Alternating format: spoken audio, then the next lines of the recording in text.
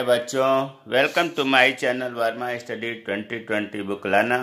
मैं UP board के class 12th के छात्र छात्राओं के लिए इकोनॉमिक्स सब्जेक्ट को हिंदी माध्यम से मैं फुल कोर्स कराऊंगा।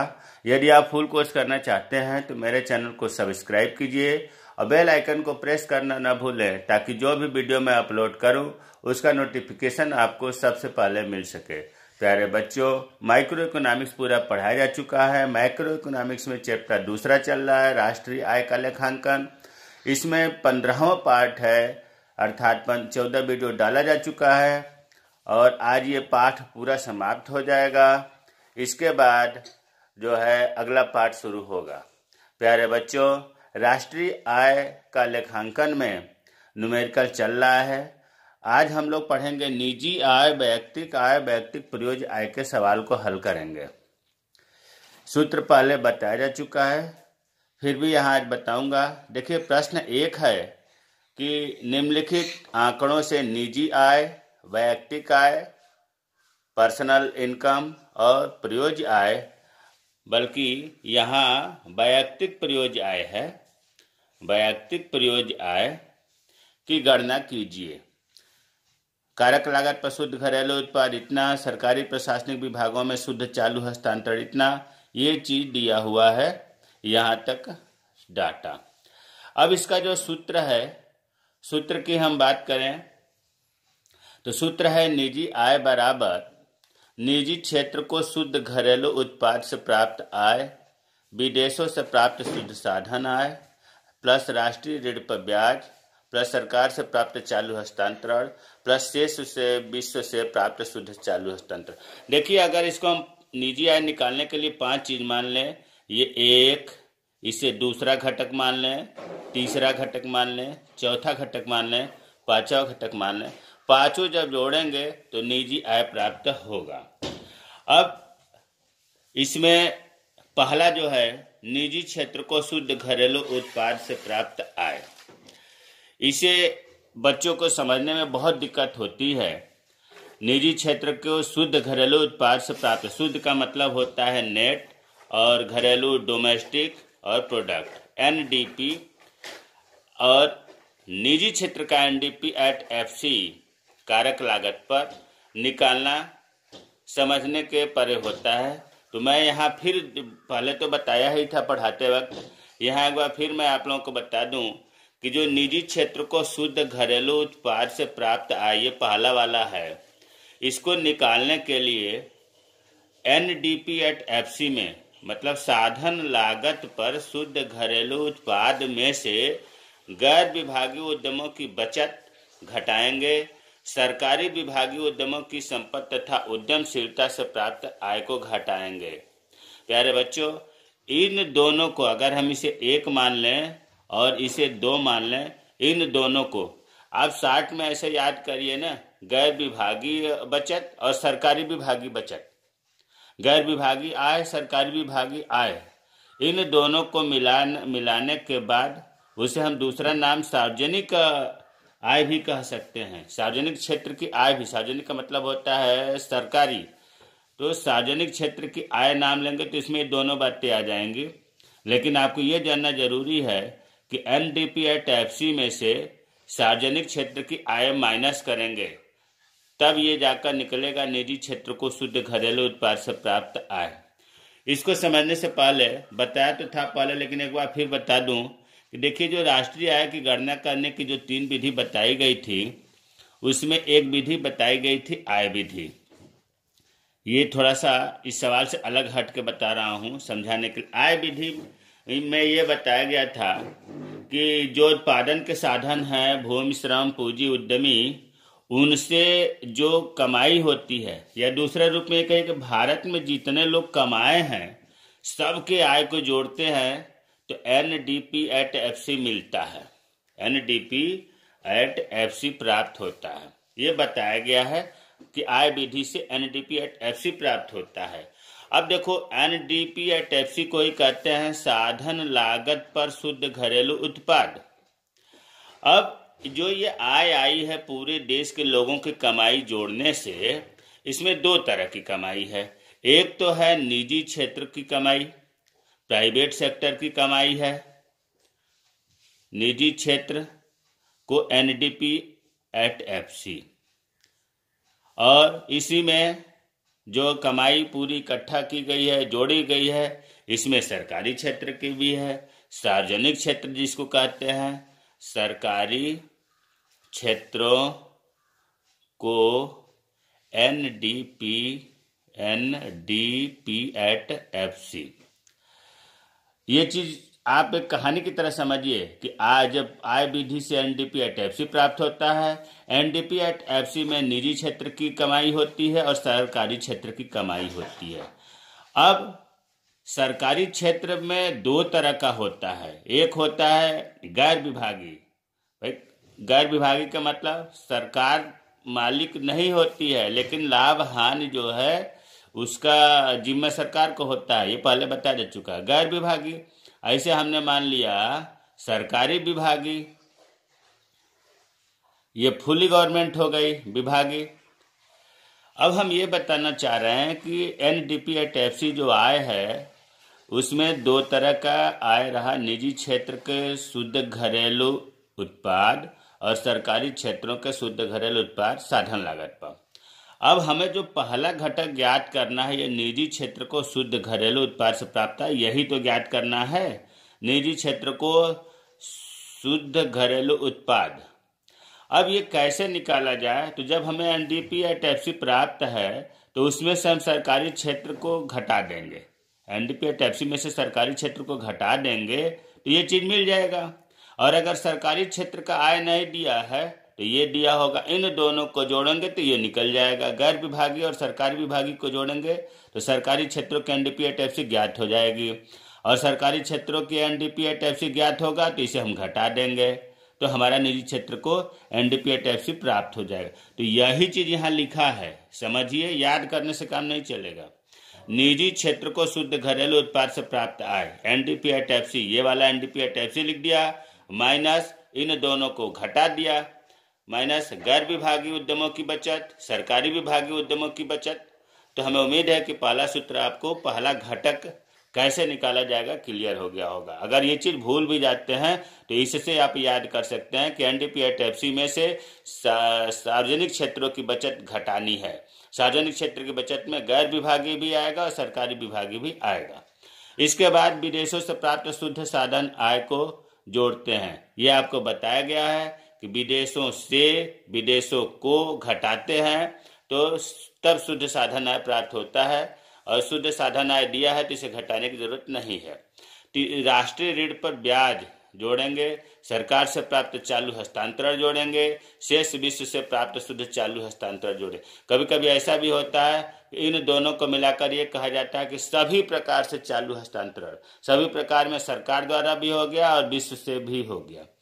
तो अब आते हैं सूत्र पर मान रखते हैं, निजी क्षेत्र बराबर, यहां से लिखूं, निजी क्षेत्र। सवाल लंबे होते हैं इसलिए एक बार में पूरा दिखाना संभव नहीं हो पाता है। निजी क्षेत्र बराबर, अब देखो सबसे पहले हमें निकालना है कि निजी क्षेत्र को शुद्ध घरेलू उत्पाद से प्राप्त आय।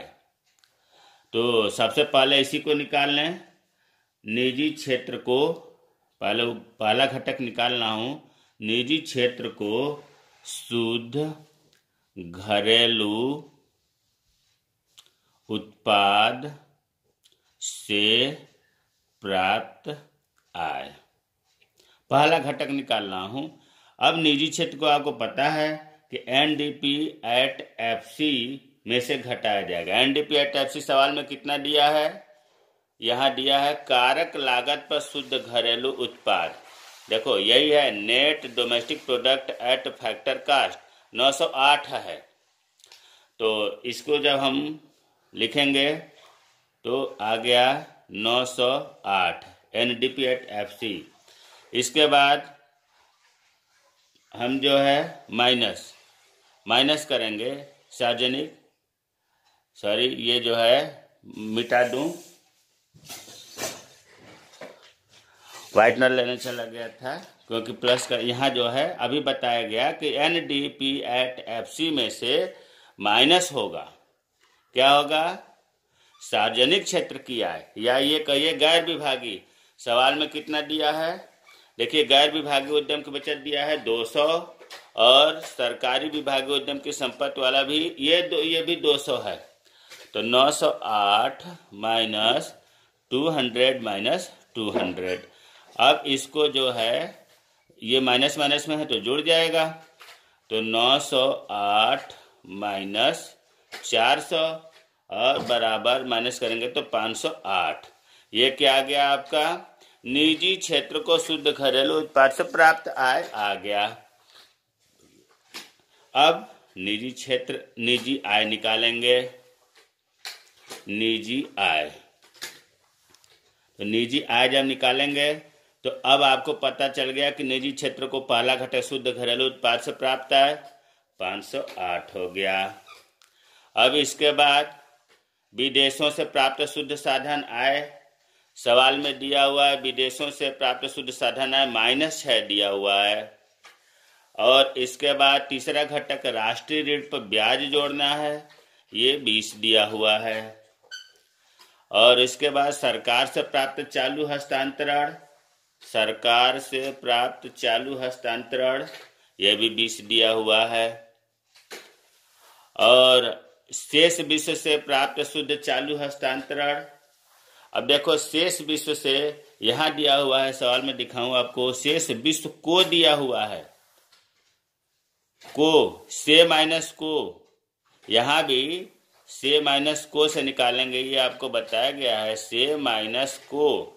तो से नहीं दिया है तो 0 हो गया, को दिया है 8, तो 0 में से 8 गया, ऋण 8 हो गया। तो जब ऋण 8 हो गया तो हमारा विश्व से जो निकालना था, विश्व से प्राप्त शुद्ध चालू हस्तांतरण ये वाला, ये हो गया -8। से माइनस को किया हूँ, इसको हमने से माइनस को किया, से नहीं दिया था, को दिया है इसमें 8, तो इसको जब हल करेंगे तो -8 होगा, हमने -8 लिख दिया। अब इसके बाद इसको हल करेंगे तो 508, ये माइनस और माइनस जो है माइनस और माइनस प्लस होगा, सॉरी यहाँ जो है प्लस होगा, क्योंकि निजी क्षेत्र को शुद्ध घरेलू उत्पाद से प्राप्त है 508 हो गया, प्लस विदेशों से, तो प्लस और माइनस माइनस हो गया, और ये 6 आ गया। फिर प्लस 20 20 40, चलो 40 हमने लिख दिया, और ये प्लस माइनस मिलकर माइनस हो गया, 8 हो गया। ठीक है, अब इसको हल करेंगे तो 508 और 40 प्लस वाली संख्या जोड़ दिया, 548 माइनस, और ये माइनस माइनस वाली जोड़ दिया, 8 से 14, 548 माइनस 14 बराबर, इसको जब घटाएंगे तो 534 हो गया। ये जो है हमारा निजी आय आ गया। तो कहने का मतलब यह है कि सवाल पर सबसे पहला घटक ही कठिन होता है, उसके बाद तो लगभग दिया ही रहता है। अब हमें दूसरा निकालना है वैयक्तिक आय, जिसको अंग्रेजी में कहते हैं पर्सनल इनकम। निजी आय तो निकल गया, अब वैयक्तिक आय। वैयक्तिक आय का सूत्र होता है, बताया गया है पहले भी, कि निजी आय में से निगम कर, जिसको हम निगम लाभ कर भी कहते हैं, और माइनस अवितरित लाभ, जिसको निगम बचत भी कहते हैं, घटाते हैं। तो निजी आय अभी हमने हल किया था पीछे, तो कितना आया था 534, और निगम कर सवाल में दिया हुआ है, कितना दिया हुआ है 20, अवितरित लाभ ये सवाल में कितना दिया हुआ है 14। तो फिर अब इसको हल कर देंगे, 534 माइनस और माइनस प्लस हो जाता है, तो -34 34, और फिर इसे घटाएंगे तो 500 हो गया। ये आंसर हो गया, वैयक्तिक आय निकल गया। वैयक्तिक आय तभी निकलेगा जब निजी आय ज्ञात होगी, या तो सवाल में निजी आय दिया हो या निजी आय निकालना पड़ेगा, अगर केवल वैयक्तिक आय पूछता है तो। अब वैयक्तिक प्रयोज्य आय, पर्सनल डिस्पोजेबल इनकम, इसका सूत्र है व्यक्तिगत आय माइनस प्रत्यक्ष व्यक्ति कर माइनस सरकारी प्रशासनिक विभागों को शुल्क एवं जुर्माने के रूप में विविध प्राप्तियां। तो व्यक्तिगत आय कितना आया है? 500। प्रत्यक्ष व्यक्ति कर कितना दिया है सवाल में? 70 दिया है। सरकारी प्रशासनिक विभागों को शुल्क एवं जुर्माने के रूप में विविध प्राप्तियां सवाल में दिया ही नहीं है, तो यहाँ 0 लिख दिया। अब 500 में से 70 जब घटाएंगे तो ये होगा 430। ये आंसर हो गया। तो पहले सवाल से हमें उम्मीद है कि आपको समझ में आ गया होगा कि निजी आय कैसे ज्ञात करेंगे, व्यक्तिगत आय कैसे ज्ञात करेंगे, व्यक्तिगत प्रयोज्य आय कैसे ज्ञात करेंगे। और दूसरे सवाल को देखते हैं। उसी तरह से है, निम्नलिखित आंकड़ों की सहायता से निजी आय, व्यक्तिगत आय और व्यक्तिगत प्रयोज्य आय की गणना कीजिए। इम्तिहान में एक भी पूछ सकता है, निजी आय की गणना कीजिए, व्यक्तिगत प्रयोज्य आय की गणना कीजिए। मैं तो इसलिए बता रहा हूँ तीनों की एक सवाल में तीनों कैसे निकालें, अलग अलग भी निकालना हो तो इसी तरह निकालना है। तो ये आपके डाटा दिया हुआ है, हम सीधे आ जाते हैं सूत्र पर। सूत्र है निजी आय का पहला घटक लिखा गया है अभी कि निजी क्षेत्र को शुद्ध घरेलू उत्पाद से प्राप्त आय। और यह भी हमने बता दिया था कि निजी क्षेत्र को शुद्ध घरेलू उत्पाद से प्राप्त आय निकालने के लिए NDP/FC में से गैर विभागीय उद्यमों की बचत घटाते हैं। सरकारी विभागीय उद्यमों की संपत्ति यहाँ 60 में लिख दिया, जगह कम थी। सरकारी विभागों के उद्यमों की संपत्ति तथा उद्यमशीलता से प्राप्त आय को घटाते हैं, तब जाकर के ये निकलता है निजी क्षेत्र को शुद्ध घरेलू उत्पाद से प्राप्त आय। लेकिन आपको सवाल में राष्ट्रीय आय दिया हुआ है। राष्ट्रीय आय को ही हम कहते हैं NNP/FC कहते हैं, और आपको चाहिए NDP/FC। और NDP/FC में से सार्वजनिक, दोनों को मिलाकर सार्वजनिक क्षेत्र की आय कहते हैं। दोनों को घटाएंगे तब ये चीज निकलेगा। तो चलिए पहले हम NDP/FC निकालें। तो NDP/FC अगर निकालना है तो लिखेंगे, इसे जो चीज़ ज्ञात करना होता है सब बाएं लिखते हैं, और आपको दिया गया है NNP/FC दिया हुआ है। अब N से N, नेट से नेट कुछ नहीं करना है। हाँ, नेशनल से डोमेस्टिक चेंज करना है। NDP/FC ये वाला निकालने के लिए हमने लिखा है, NNP/FC सवाल में दिया हुआ है, तो इसको हम इसमें बदलेंगे। तो N नेट इसमें भी है। नेशनल से डोमेस्टिक पर जाना है तो हम -NFIA विदेशों से प्राप्त शुद्ध साधन आय घटाएंगे, बाकी फैक्टर कास्ट इसमें भी है। और इसका मतलब ये हुआ कि अगर हम राष्ट्रीय आय में से विदेशों से प्राप्त शुद्ध साधन आय को घटा देंगे तो NDP/FC मिल जाएगा। अब NNP/FC सवाल में कितना दिया हुआ है? 1600। विदेशों से प्राप्त शुद्ध साधन आय सवाल में दिया ही नहीं है, तो हमने इसके जगह पर 0 लिख दिया। बराबर 16 में से 0 गया 1600। ये क्या हो गया आपका? NDP/FC आ गया। अब NDP/FC आ गया तो फिर अब हम निजी क्षेत्र को शुद्ध घरेलू उत्पाद से प्राप्त आय निकालने के लिए NDP/FC के जगह पर, देखो यहाँ निकाला लेकिन मान इसको दिखा कर रख रहा हूँ, 1600 आया है तो हमने यहाँ 1600 लिख दिया। गैर विभागीय उद्यमों की बचत सवाल में दिया हुआ है 60 दिया हुआ है, तो हमने 60 लिख दिया। फिर उसके बाद सरकारी विभागीय उद्यमों की संपत्ति सवाल में दिया हुआ है 120, तो हमने 120 लिख दिया। अब ये जो है इसको हल करेंगे, तो अब इसको जब हल करेंगे तो ये होगा 1600 माइनस ये माइनस जुड़ जाएगा तो 120 और 60 180। और इसको जब घटाएंगे 1600 में से 180 घटाएंगे तो होगा 1420।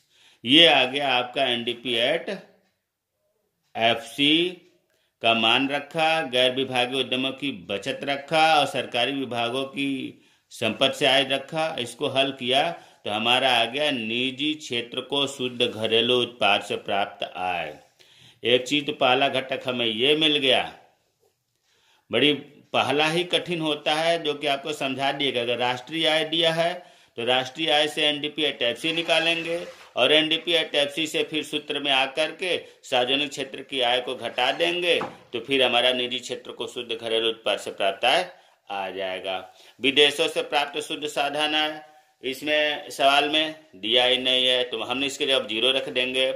राष्ट्रीय ऋण पर ब्याज सवाल में 100 दिया हुआ है। सरकार से प्राप्त चालू हस्तांतरण 180 दिया हुआ है और शेष विश्व से प्राप्त शुद्ध चालू हस्तांतरण 90 दिया हुआ है। तो अब इसको निजी आय निकाल लिया जाए। इस पहला घटक यह है 1420, दूसरा घटक यह है 0, तीसरा घटक यह है +100, चौथा घटक यह है +180 और पांचवा घटक यह है 90। इन सब को जब जोड़ेंगे तो होगा 1790। ये आ गया हमारा आंसर निजी आय का। अब इसी में पूछा है वैयक्तिक आय। वैयक्तिक आय का सूत्र है निजी आय माइनस निगम कर माइनस अवितरित लाभ। मैंने पहले से इसलिए लिख दिया है ताकि टाइम का बचत हो। तो निजी आय कितना आया था, अभी आया 1790। और निगम कर, जिसको हम निगम लाभ कर भी कहते हैं, सवाल में दिया हुआ है 50। अवितरित लाभ, जिसको हम निगम बचत भी कहते हैं, सवाल में दिया है -160। तो अब इसको हल करेंगे। 1790 -50 और -160 को जब जोड़ेंगे तो होगा -210 और 1790 में से 210 जब माइनस करेंगे तो होगा 1580। ये आ गया वैयक्तिक आय। वैयक्तिक आय निकालने के लिए निजी आय निकालना जरूरी है। अगर वैयक्तिक आय पूछता है तो निजी आय निकालना पड़ेगा या निजी आय सवाल में दिया होगा। अब तीसरा जो निकालना है वैयक्तिक प्रयोज्य आय, पर्सनल डिस्पोजेबल इनकम। इसका सूत्र है वैयक्तिक आय माइनस प्रत्यक्ष वैयक्तिक कर। प्रत्यक्ष वैयक्तिक कर को प्रत्यक्ष कर भी कहते हैं, माइनस, देखो यहाँ 60 में लिख दिया सूत्र, आप देखेंगे तो पूरी चल जाएगा कि क्या लिखा है। यहाँ लिखा है सरकारी प्रशासनिक विभागों को शुल्क एवं जुर्माने के रूप में विविध प्राप्तियाँ। सरकारी विभाग को अगर कोई शुल्क जुर्माना की प्राप्ति हो रही तो वो डाटा यहाँ लिखा जाएगा। तो वैयक्तिक आय अभी हमने निकाला तो कितना आया 1580 और प्रत्यक्ष वैयक्तिक कर सवाल में दिया हुआ है 80 और सरकारी विभागों से या सरकारी प्रशासनिक विभागों से कुछ भी सवाल में नहीं दिया है तो हमने इसके जगह पर 0 लिख दिया। अब ये माइनस माइनस जोड़ेंगे तो -80 ही होगा। अब इसको हल कर देंगे तो 1580 में से 80 घटाएंगे तो ये हो गया 1500। ये आपका आ गया वैयक्तिक प्रयोज्य आय। तो हमें उम्मीद है कि आज के वीडियो में आपको निजी आय निकालने का सूत्र और उदाहरण और वैयक्तिक आय वैयक्तिक प्रयोज्य आय का सूत्र और उदाहरण समझ में आ गया होगा। अगर इसके बाद भी समझ में नहीं आया है तो आप कमेंट बॉक्स में कमेंट करें, मैं दोबारा समझाऊंगा, जवाब दूंगा, रिप्लाई करूंगा। और इस प्रकार से आज राष्ट्रीय आय, जो कि बहुत इंटरमीडिएट के बालक इसे हुआ समझते हैं, बहुत कठिन समझते हैं, तो अब हमें उम्मीद है कि जो भी स्टूडेंट हमारे पूरे वीडियो को, जो 15 वीडियो आज हो गया राष्ट्रीय आय का लास्ट है, क्रम से अगर बढ़ेगा तो उसे कहीं कोई भी दिक्कत नहीं आएगी। हाँ, स्किप करके कूद करके वीडियो को छोड़ करके तो समस्या आएगी। इसीलिए हमने हर चीज़ का अलग, मान लो कि आज ही देखो निजी आय का, वैयक्तिक आय का, वैयक्तिक प्रयोज्य आय का सवाल लिखा, सूत्र दोबारा फिर समझाया, फिर हल करने को बताया। अब और भी उदाहरण बताते, लेकिन ज़्यादा वीडियो लंबा हो जाएगा। हमें उम्मीद है कि 3 इसमें 6 सवाल हो गए। 6 सवाल का मतलब 2 प्रश्नों में 6 सवाल हो गए हैं। ऐसा ना हो कि आप 6 ढूंढने लगे। तो हमें उम्मीद है कि समझ में आ गया होगा और मेरे चैनल को सब्सक्राइब कीजिए। जय हिंद, जय भारत।